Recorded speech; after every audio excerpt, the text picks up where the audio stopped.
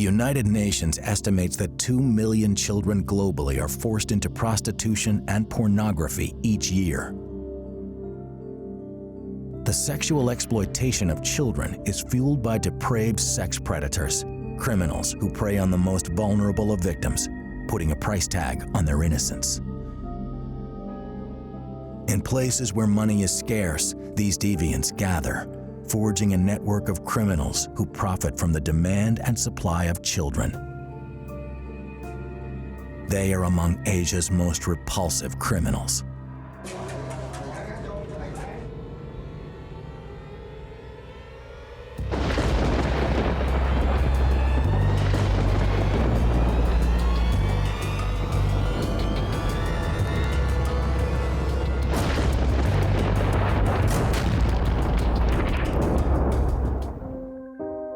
September 5, 2010, police raid a guest house on the outskirts of Phnom Penh to find 3 underage Cambodian girls with a 50-year-old British national, a former UK government advisor. Present at the scene was the head of the anti-human trafficking police and agents from APLE, a local organization that investigates and brings pedophiles to justice.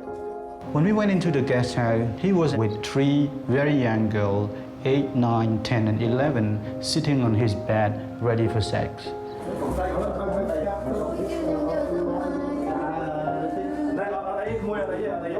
Having escaped the clutches of Cambodian laws before, Leech is fearless of authorities during the arrest. Your name? Mogi. Mogi move. Sure? Mogi. Mogi. Mogi move.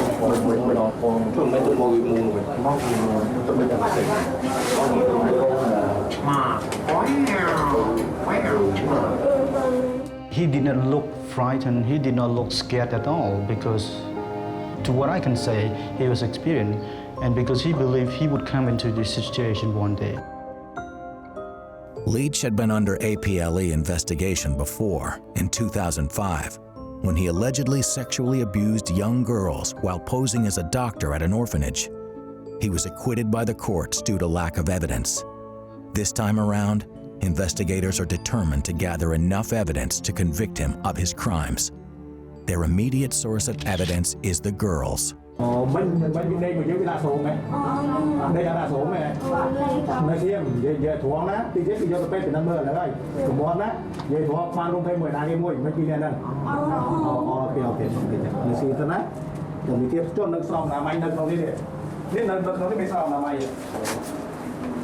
In many cases, that the victim was actually not cooperative because they wanted to secure financial relationship with their own abuser.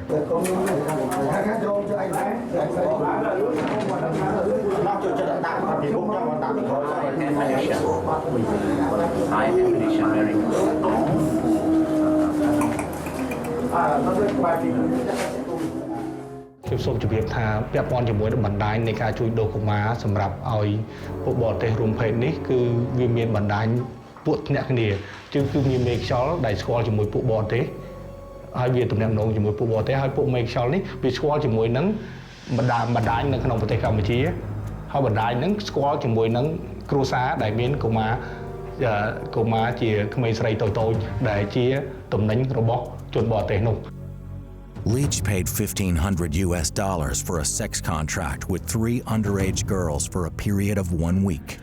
Before catching him red-handed, APLE agents conduct a thorough surveillance on Leech, following intel on a child prostitution ring 2 days prior. Agents witness Leech being driven around town by a local driver. The suspect purchased candies and lingerie before going to Kian Svei district, a place known for its sex establishments. Leech eventually leads the undercover agents to this guest house just outside Phnom Penh, where the raid and arrest take place. He made a deal with 2 pimps and the mother of 3 girls, age under 15. Okay, so the mother agreed to sell her own 3 girls to the pimp, who then transferred the 3 girls to this man for 1 week sexual abuse contract. Leech's accomplices were also arrested, including his driver, the owner of the guest house, and the girl's mother. Leech was charged with 3 counts of purchasing sex with underage girls. According to prosecutors, Leech tried several times to delay his trial, often faking illness on his court dates. But on the 8th of September 2011, Michael Julian Leech was finally convicted to 12 years imprisonment and forced to pay compensation money to his victims. The sexual exploitation of children occurs around the world, a crime that crosses all borders and afflicts all societies. Cambodia, among the world's poorest countries, is a breeding ground for the child sex trade. The country's Minister of Women's Affairs estimated that around 30,000 Cambodian children were forced into prostitution in 2005. It is one of the global hotspots selling commercial sex with the young and attracting pedophiles from all over the world. Some traveler from the Western country actually coming here with purposes of engaging sexually with children. So they actually operate in a way that they believe they can find here in the street. They believe that they can buy a child for sex. According to Agent Sela, there are 2 ways a pedophile will hunt. Some make direct contact with children or families on the streets, while others use the help of a local establishment or middlemen. These underground dealers hide under layers of secrecy that make them extremely difficult to bring to justice.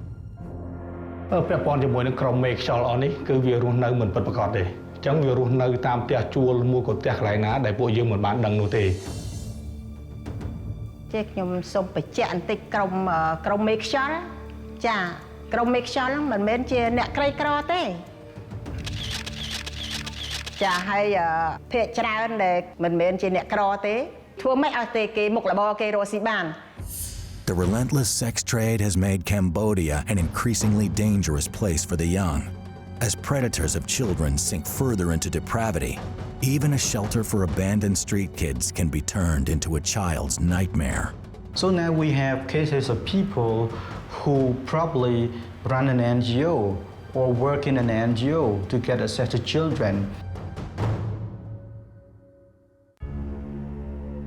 April 21st, 2010, police and child protection agents searched the home of 66-year-old Cornelius Shamalo in Sihanoukville, Cambodia.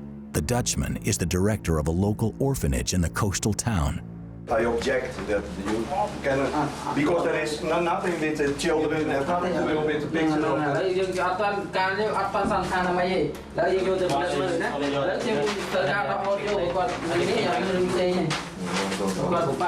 everything is online related to the children, no problem, just give. Authorities raid his apartment after 3 boys from the home complained of sexual abuse.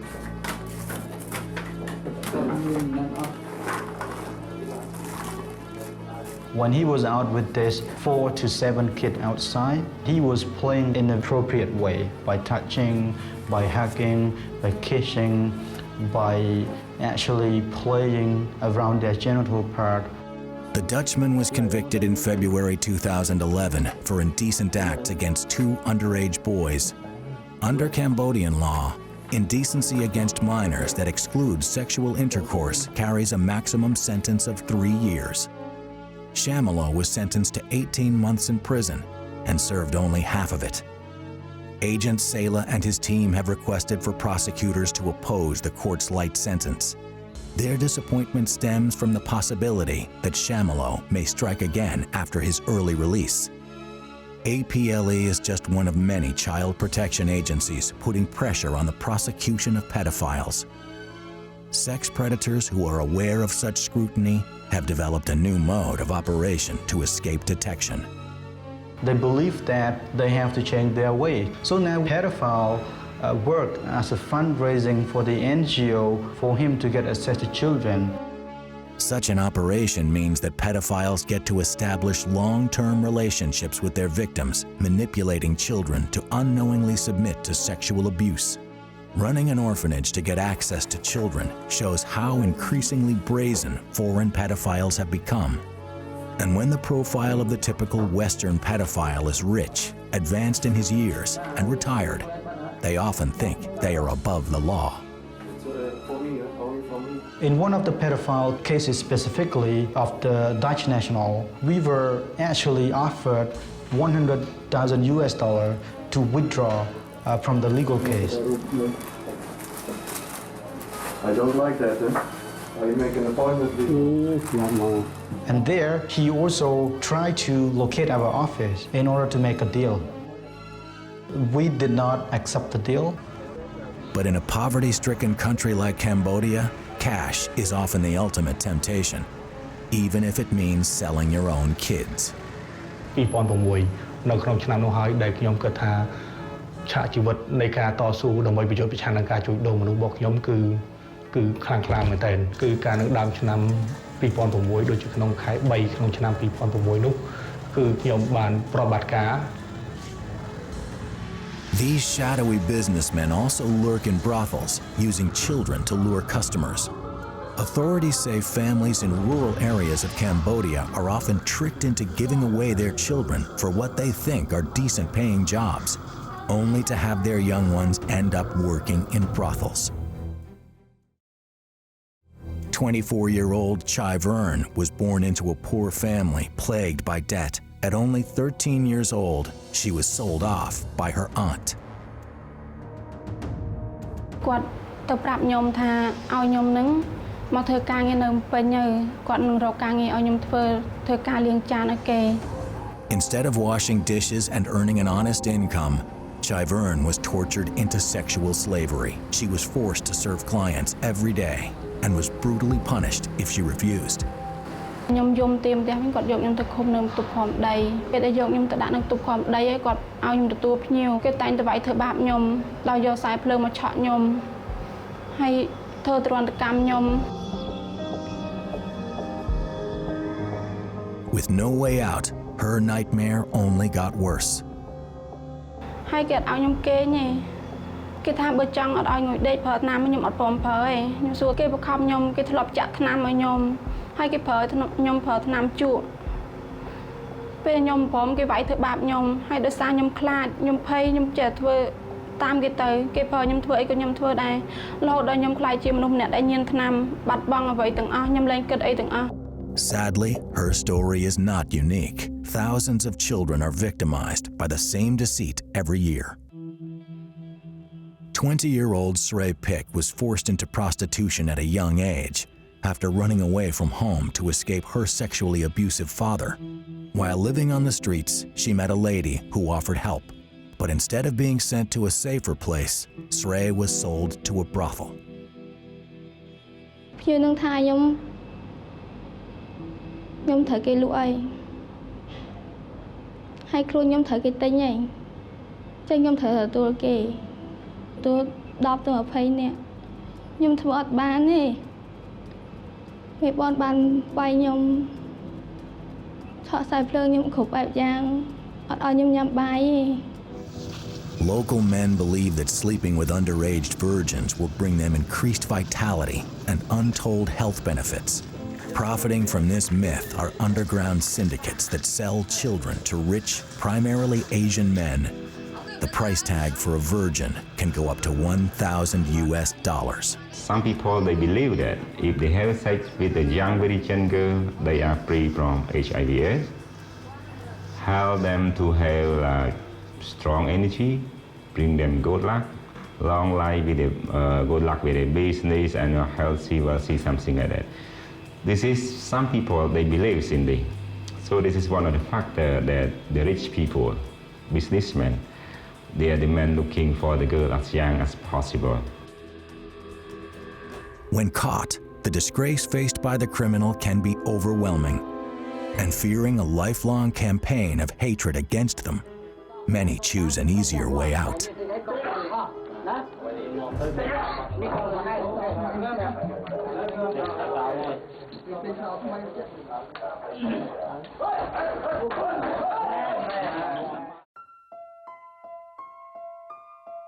Convicted pedophiles are often punished with public humiliation These criminals not only incur the wrath of their victims and the general public, but also fellow prison inmates. Even the hardest criminals are known to be intolerant of crimes against children. Behind bars, pedophiles are thrown into the lowest rungs of the prison hierarchy, facing intense harassment from other inmates, and in some cases, becoming the target for violent murders. It is no wonder that when caught red-handed by police, many pedophiles are desperate for any way out. In early August 2006, children's screams echo from a house in a Phnom Penh neighborhood, raising suspicions. The home belongs to 60-year-old German schoolteacher Karl-Heinz Henning Opitz.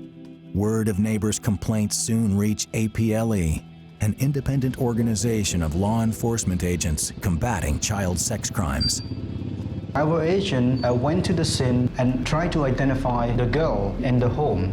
So we went upstairs and we tried to observe from a distance of his home, and we could see some kind of camera flash. We could see voice of young children laughing, screaming, something like that. Undercover surveillance reveals underage girls being escorted to his house by Vietnamese adults. The children suspiciously spend 3 to 4 hours inside the house during each visit. Agents follow the escorts to their home addresses. After questioning neighbors, they discover that the suspects are part of a child trafficking ring. It was time for the police to step in. ចឹងពេលហ្នឹងក៏យើងធ្វើការតាមដានរហូតដល់ថ្ងៃមួយគឺយើងសម្រេចថាយើងនឹងប្រតិបត្តិការចឹងពេលដែលគេបណ្ដាញជួយដូរកុមារនោះនាំក្មេងទៅឲ្យគាត់ទៅលើផ្ទះពេលដែលនាំទៅគាត់ទៅលើផ្ទះហើយយើងក៏រងចាំខាងក្រោមពេលដែលកុមារចូលមកជនល្មើសដែលជាបណ្ដាញចូលមកយើងក៏ខាត់ខ្លួនយកទៅសាកសួរជនល្មើសនៅលើផ្ទះពេលដែលជនល្មើសនៅលើផ្ទះនោះយើងផ្សាយឡើងបានសុំដីកាតុលាការដើម្បីឆែកឆេរផ្ទះគាត់ His 20 years of experience in the police force was not enough to prepare Lieutenant Colonel Cao Thea for what he and his team uncovered during the raid. While authorities search the premises, house owner, German pedophile Opitz looks on nervously. Sadomasochistic sex items are found, along with children's soft toys. Police also discover 18 videotapes and 8 computer hard drives filled with photos and videos of Opitz and an accomplice raping and torturing young local children. In some cases, the children appear to be bound and drugged.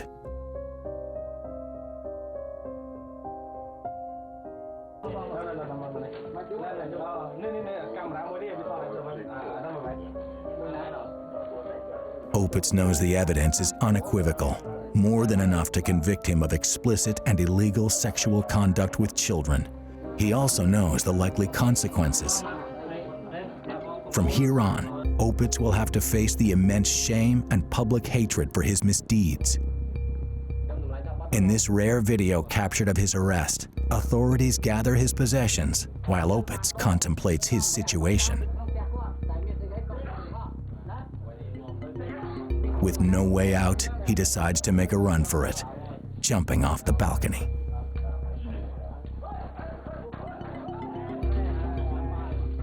គាត់អត់បានស្លាប់ត្រូវបានប៉ូលីសយើងជួយជូនគាត់ទៅទីពេទ្យដើម្បីព្យាបាលគាត់ហើយយើងនឹងឆែកឆេរក្នុងកុំព្យូទ័ររបស់គាត់ក្នុងរូបភាពដែលគាត់បានថតទុកនោះគឺយើងឃើញថាមានពួកម៉ាក់គាត់ម្នាក់ទៀត Opitz is not the only arrested pedophile who has tried to take his own life.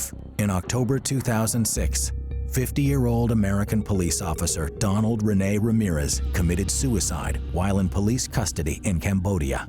Ramirez had been arrested and thrown in a local jail cell for having sex with a 14-year-old girl. Once more, the repercussions of facing the outside world were too much for him to handle. យប់ហ្នឹងគឺគាត់បានទាញយកកំភ្លើងប៉ាអ៊ីកំភ្លើងប៉ូលីសយើងដេកនៅប៉ាអ៊ីខាងក្រៅហើយគាត់លូកយកឈើជូតកណាត់ហ្នឹងទាញយកប៉ាអ៊ីមកចិត្តដៃគាត់ក៏លូកយកកំភ្លើងពីក្បាលតនេតរបស់មន្ត្រីប៉ូលីសយើងដែលប៉ូលីសយើងចេញទៅក្រៅបាត់ជើងគាត់ដឹងថាឃើញប៉ូលីសយើងចេញក្រៅបាត់ជើងផ្លេចទុកកំភ្លើងនៅលើក្បាលតនេតហ្នឹងគាត់ក៏ទាញយកប៉ាអ៊ីមកចិត្តលូកយកកំភ្លើងគាត់ក៏បាញ់សម្រាប់ខ្លួនឯងនៅក្នុងអគារគាត់ខ្លួនរបស់យើង But whatever the outcome of convicted pedophiles, their victims are psychologically scarred for life. Child sex victim Srey who spent her childhood forced into prostitution, can still recall the trauma. អត់ឲ្យខ្ញុំញ៉ាំបាយទេបើខ្ញុំអត់ព្រមទទួលភ្ញៀវពេលហ្នឹងខ្ញុំដូចមនុស្សស្លាប់ម្ដងទៀតអញ្ចឹងពេលហ្នឹងខ្ញុំចង់សម្លាប់ខ្លួនណាខ្ញុំគិតថាជីវិតខ្ញុំអត់មានន័យអីទេ Often victims of those kind of sexual abuses experience nightmares and flashbacks and those common effects of trauma that are often associated with post-traumatic stress disorder. That can often lead to lots of issues around feeling a sense of safety in the community as they grow older, a lack of trust for adults, particularly for child sex trafficking survivors who were perhaps sold into that situation by their families. After escaping her ordeal, Srey was sent to a shelter where she lives with other victims who share similar histories. The Somali Mom Foundation helps these girls to reintegrate back into society after their traumatic past. ដល់ពេលខ្ញុំមកដល់ក្នុងនេះខ្ញុំបានរៀនអក្សររៀនជំនាញកាត់ដេរហើយខ្ញុំបានរៀនជំនាញផ្សេងៗពីម៉ាក់ប៉ានៅនឹងពីមិត្តភក្តិនៅនឹងហើយខ្ញុំមានអារម្មណ៍ខ្ញុំកក់ក្ដៅដែលខ្ញុំគ្មានភាពកក់ក្ដៅពីមុនមកសោះ A crucial part of the healing process for victims of sexual abuse is to know that the perpetrators have been arrested and convicted. Opitz was sentenced to 28 years in a Cambodian prison on charges of human trafficking and child pornography. The conviction means another successful mission for APLE. Over the course of 8 years, they have helped bring to justice over 150 sex offenders in Cambodia. I would say this is still a long way to go. I cannot say the problem is increase or decrease. I would say that the problem still exists. After local and international pressure, the law of suppression of human trafficking and sexual exploitation came to fruition in 2008. This new law gives police more power to investigate and arrest sex offenders and has put in place more juvenile protection police units. Backed by new legislation, authorities have also intensified their clampdown on child sex offenders in the country. Hundreds have been arrested, but only time will tell if such improved measures are enough to deter future child sex bandits. បណ្ដាញ network again network អញ្ចឹងពួកយើងសហការគ្នាដើម្បីប្រយុទ្ធជាមួយនឹងពួកជនក្រីក្រទាំងអស់នោះទាំងនៅក្នុងប្រទេសទាំងនៅក្រៅប្រទេសបើអាចមានទំនាក់ទំនងគ្នាពួកយើងនឹងខិតខំប្រឹងប្រែងដើម្បីប្រយុទ្ធទាំងអស់គ្នាឲ្យអស់នៅជនល្មើសកុំឲ្យមាននៅលើលោកនេះ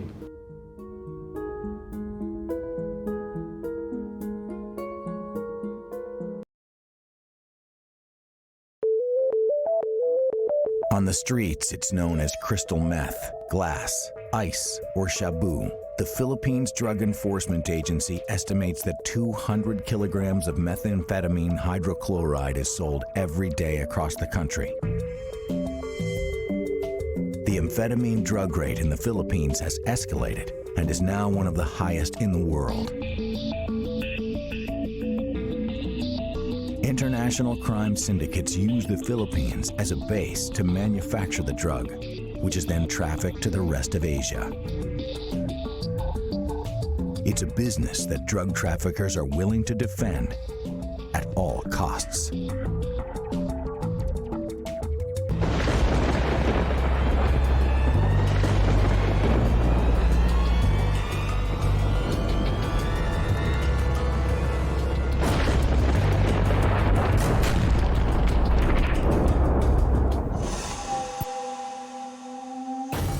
Drug dealers are among the world's most common criminals.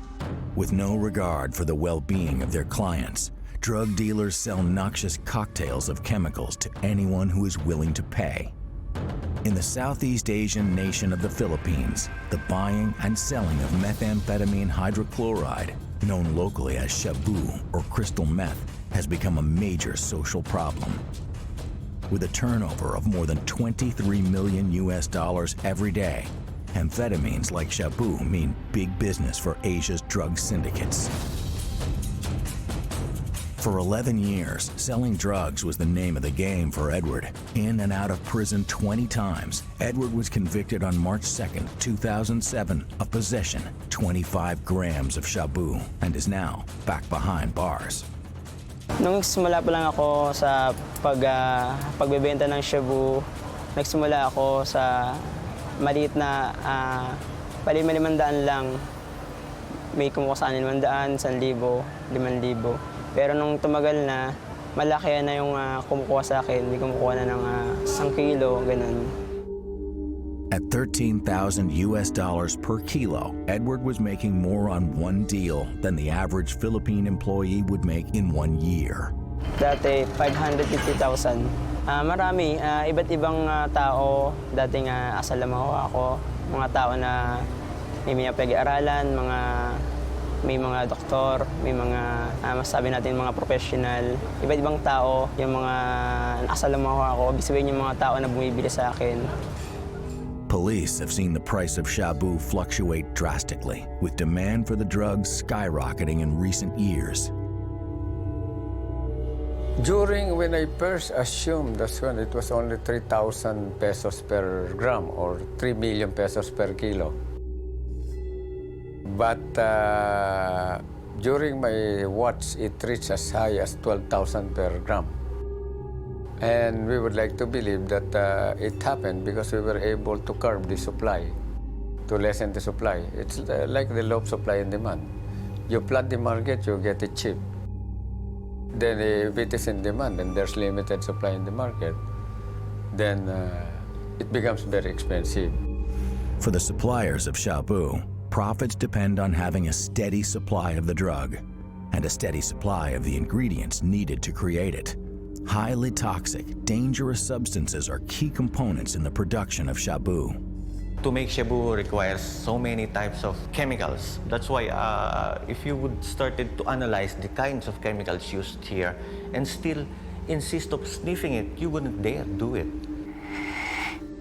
One of the deadliest chemicals is hydrochloric acid.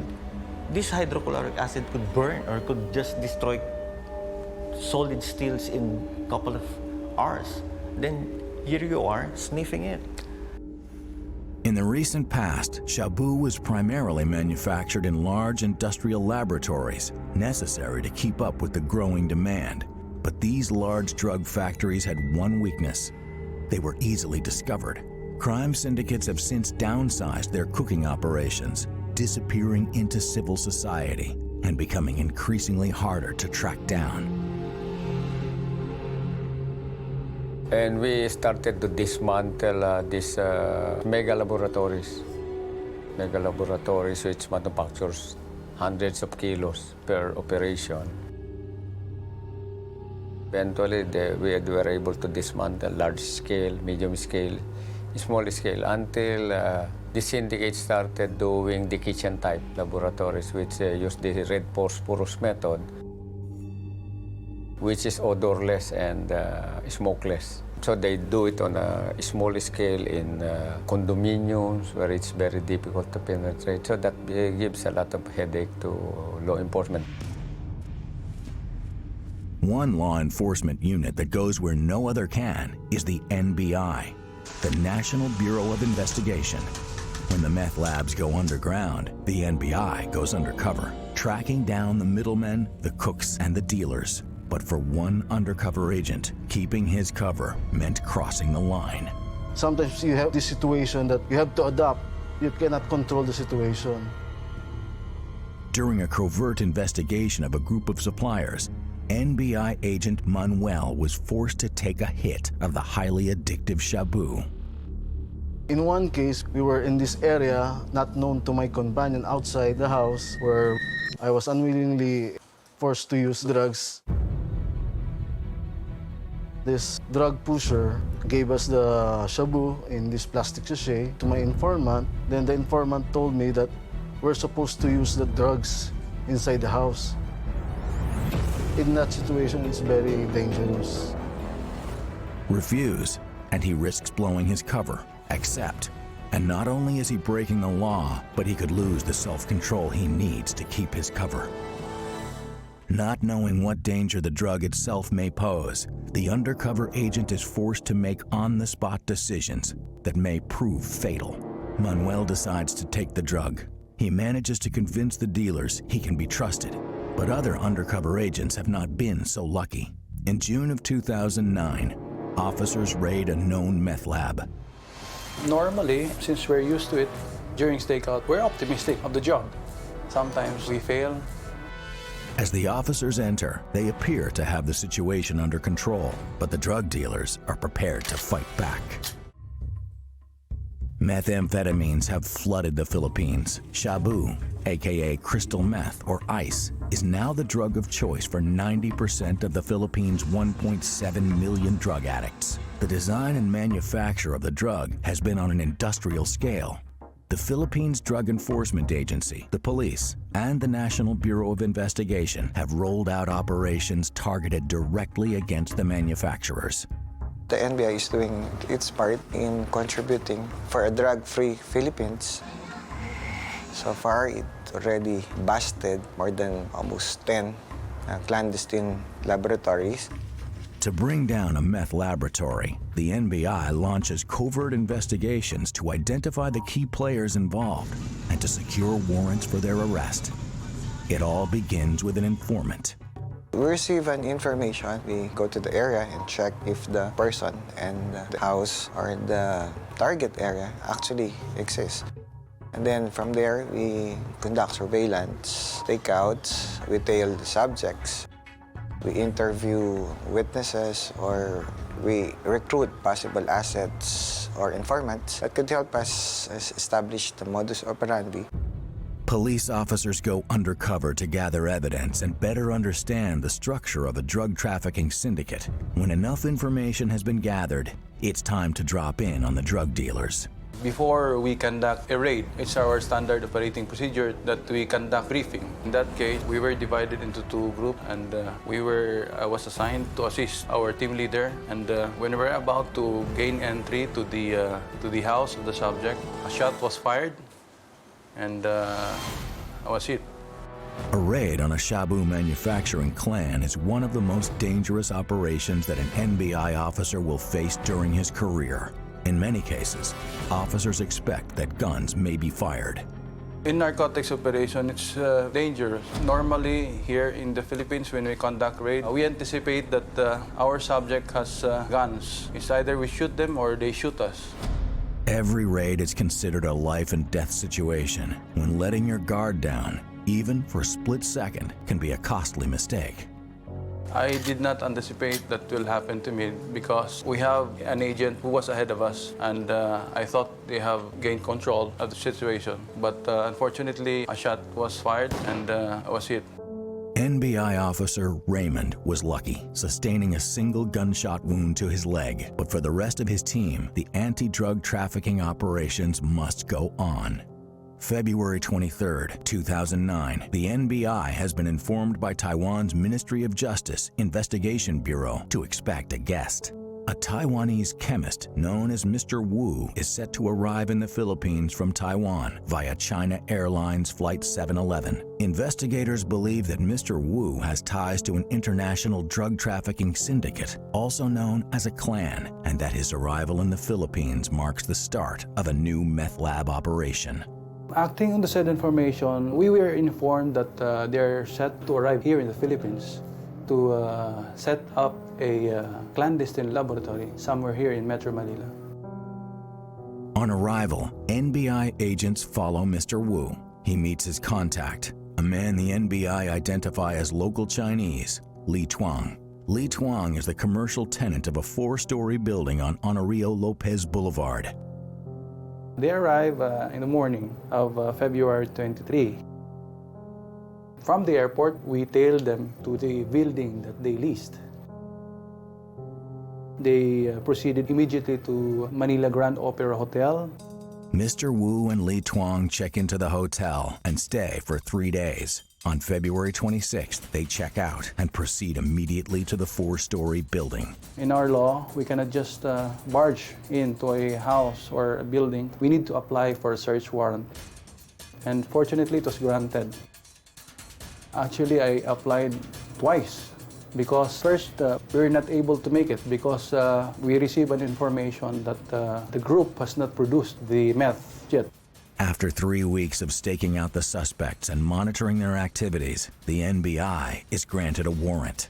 Coordination with the Philippines' other drug law enforcement agencies begins. The big fish and the chemist, these are the two most important things that you have to find, especially if you're in a clan lab. You get the chemist, you cripple the syndicate because it's the chemist that's doing the mixture. The cook, you call it the cook, like in a restaurant. They arrived aboard a Delica van. We were just outside because during that time we were in a 24-hour stakeout. They arrived in the afternoon, and when they opened the gate, they were surprised because we were there, and we informed them that we have a search warrant against the building. They were very cooperative, and it's a 4-story building. The ground floor is a parking area. On the second floor is their room. After examining the first few floors of the building, investigators discover a manufacturing operation that far exceeds their expectations. The lab was fully operational and was poised to start flooding the streets with meth. The third floor is the lab. We found precursors, chemicals, and found there were 5.7 kilos powdered form of methamphetamine hydrochloride and 36.2 kilos of liquid form of said dangerous drugs. Street value estimated at 200 million pesos. The bust proved to be a major step towards keeping the supply of shabu under control. 3 Chinese nationals were arrested during that raid. One of them is a resident of the Philippines. They are now facing charges for violation of Section 8 of Republic Act 1961-65, which is the Comprehensive Dangerous Drugs of 2002. While one clan is arrested, others still roam the streets selling their dangerous product, a drug synthesized from a mixture of chemicals that consists primarily of poisons. The ingredients that regularly go into a shabu cook include not just hydrochloric acid, but brake oil, drain cleaner, even farm fertilizers, among others. Not surprisingly, the long-term use of shabu can have dangerous effects on the human mind and body. Paranoia, hallucinations, and seizures are common. In this state of mind, the shabu addict may lose his friends, his family, even his grasp on reality.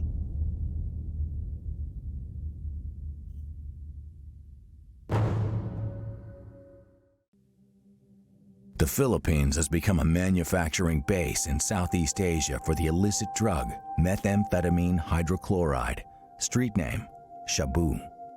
The euphoria and increased energy effects of the drug brings users back for more.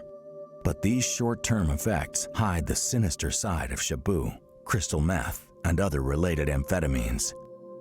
Extremely addictive and psychologically destructive, shabu leaves the long-term user unable to function in normal society. Methamphetamine hydrochloride, or what we know as the shabu, is primarily a stimulant. It increases your tolerance until you are addicted to it psychologically and physiologically. It will destroy the age system in the brain. The age system is the one that tells you which is right or wrong, so there is no more perception of what is wrong or right. Long-term users experience debilitating symptoms, including severe paranoia, hallucinations, seizures, and even uncontrolled violent behavior. In extreme cases, a condition known as amphetamine-induced psychosis may take hold. Brandy Ayala once dreamt of a glamorous career in front of the camera. Her ambitions led her down a difficult path, where eventually she became an adult film actress. And it was in this industry that Brandy's life began to unravel after she was introduced to shabu. Alagay ko naman makaka-recover dahil kasi siya. Lahat naman ng tao kilala niya. Ulti nga yung mga naging kaklase pa niya nung high school siya. pag nakikita niya, kilala niya. Dalawa na gusto talagang hindi naman siguro sirain ulo. Kumbaga sa ano, baka epekto lang ka ako ng drugs na ano niya, hindi ba? Kasi lahat ng mga matatanda na nangamatay na dito sa lugar nito, kilala pa rin niya. Nakakakilala pa naman siya eh. Kasi ano yan eh, kumbaga sa ano, may katigasan ng ulo. Kung ano gusto niya, siya niyang ginagawa. Hindi mo napigilan niya. Tsaka una-una nga, di ba, sabi ko nga sa iyo, hindi naman dito nakatira. Hindi naman dito sa amin umuwi. Sa pulong mag-artista yan, hindi na rito umuwi. Once hooked on the drug, symptoms similar to those of paranoid schizophrenia emerged. Brandy's mood swings and panic attacks soon worsened. Shabu took her from addiction to mental disorder. When you take shabu, the increase in dopamine is so much that it can produce hallucination. So you do things that is not normally done by a normal individual. You hallucinate. You see things which is not there. You hear sounds. You see people which is not there. But ultimately, it can cause psychosis.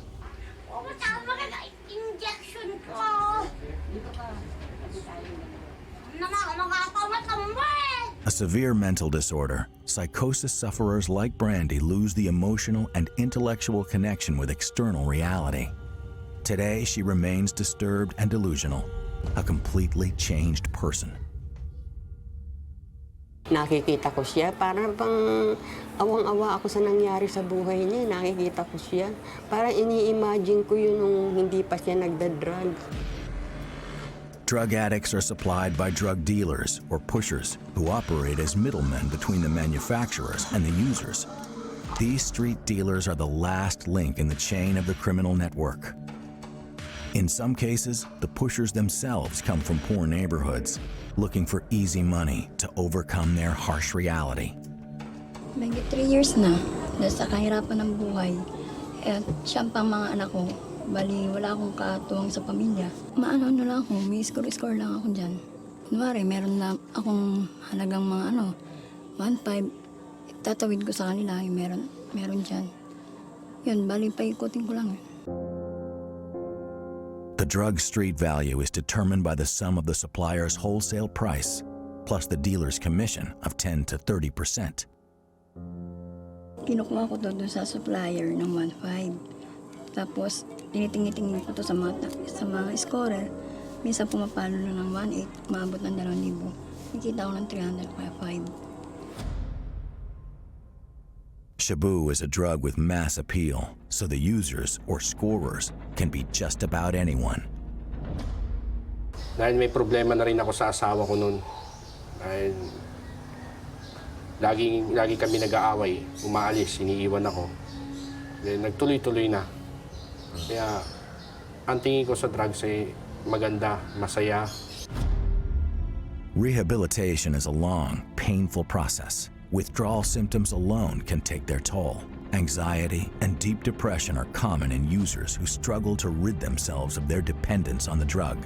When addiction finally begins to release its grip, many drug users express deep regret. Oo, araw-araw ko naiisip ang aking mga mahal sa buhay, lalo-lalo na ang anak ko. Kasi minsan lang nila ako puntahan dito, lalo-lalo ang kapatid ko, mother ko. Naalala ko sila dahil... The drug trade in the Philippines has ruined countless lives, and authorities fear the situation is only going to get worse. The number of Filipinos arrested internationally for drug smuggling has risen from just 2 in 1993 to 691 by May 2011, and increased awareness, it is hoped, will act as a deterrent. The drug trade is like water. It seeks its own level where it is loose. So it can move from country to country, from region to region.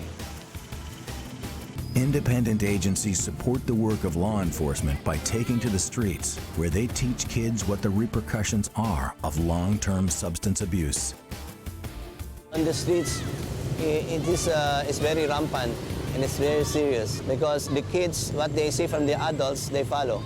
As you can see in my area in Divisoria, even the parents are into substance use. There are two things that we do, individual and group counseling. The other one is the alternative education. Primarily, our objective is to advocate on child's rights. The lure of easy money makes many susceptible to the temptations that organized crime syndicates offer and exploit. Sa isang banda, may maganda namang naidulot ang pagtinda ng droga kasi nabibili ko yung mga gusto ko, nabibili ko yung mga gusto nila, at sigit sa lahat, napupunta namin yung mga gusto naming puntahan. Na talagang masabi ko na pwede namin, nakakain namin yung mga gusto namin kainin, nabibili ko yung mga gusto ng mga anak ko. But the payoff is always temporary, an illusion that inevitably results in hard time for criminals.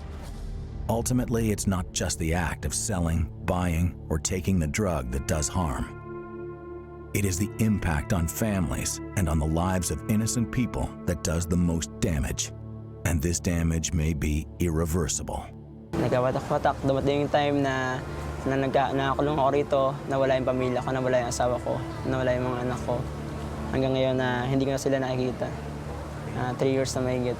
Lahat, nagsisiyan ko gumamit ng damo, nagsisiyan ko magtinda ng shabu, nagsisiyan ko lahat. Kasi dahil dun sa mga yun, nasira yung buhay ko, nasira yung buhay ng pamilya ko. Kaya lahat nagsisiyan ko.